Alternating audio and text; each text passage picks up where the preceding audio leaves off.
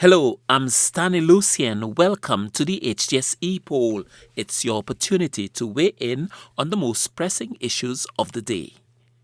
The United States under President Trump's administration has implemented a significantly hardened stance on immigration enforcement. Recent shifts in United States immigration policy have resulted in an increased rate of deportations of undocumented individuals. These policies impact various countries, including those in the Caribbean, by returning nationals who may have resided in the United States for extended periods and those with criminal records.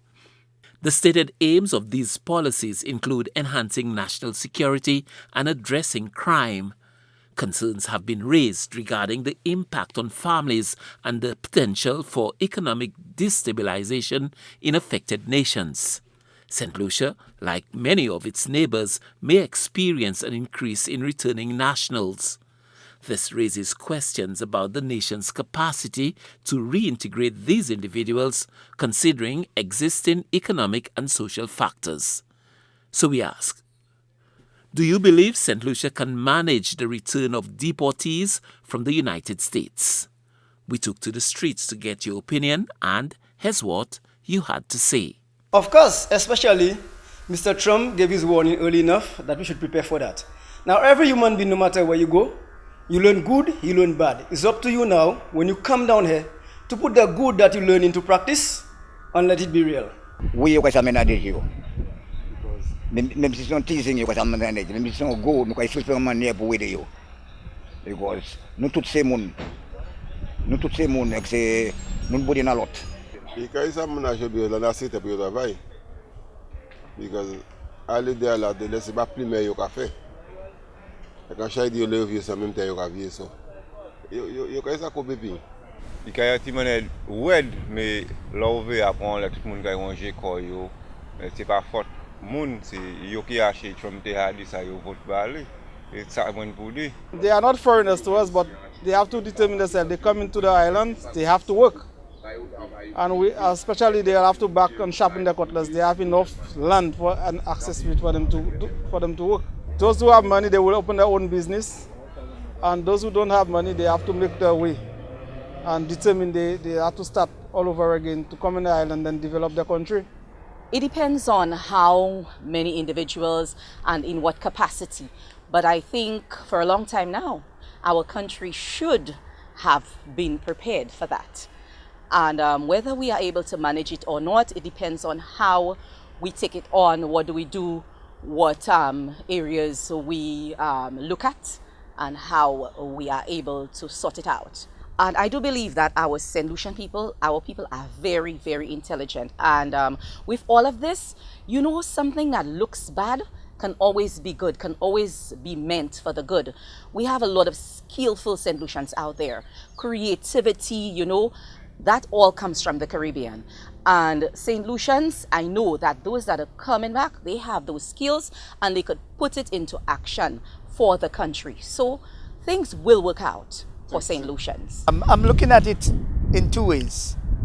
If the deportees are deported as good workers and did not have the documents to stay in the US, then I can see it's manageable. But if these deportees are criminals who have been practicing crime over in the US, when they come to St. Lucia, that is going to require great intelligence by our police force and everybody else. And they may be able to influence even our citizens to practice high-tech crime. So I have it in two ways. It depends on the quality, I say quality in quotation marks, of the deportees. I feel, well, the government should be able to manage the deportees, you know, because it's not all the deportees are criminals, you know, with criminal records, you know. Some of the deportees, you know, can be influential to the country, you know, may have certain skills, you know, because they're coming from an advanced country, you know, a more developed country than us, you know. So I feel with things in place, monitoring those who come back home as deportees, I think everything will be all right, man.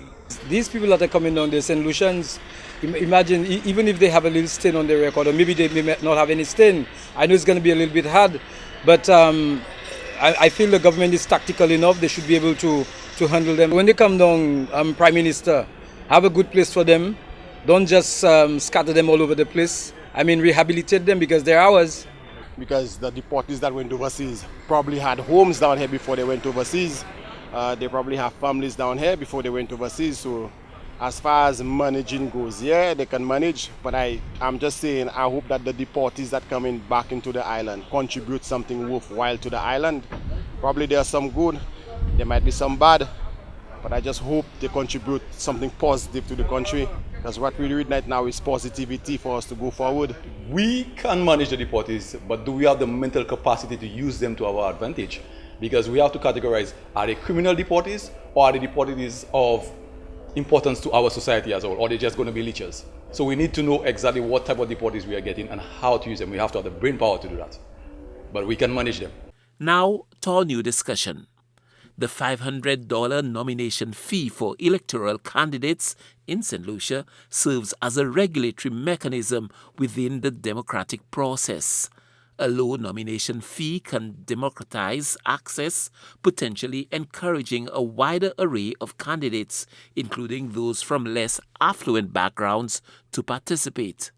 However, this may also lead to a proliferation of unserious or frivolous candidates, straining electoral resources and potentially diluting the focus on substantive policy debates.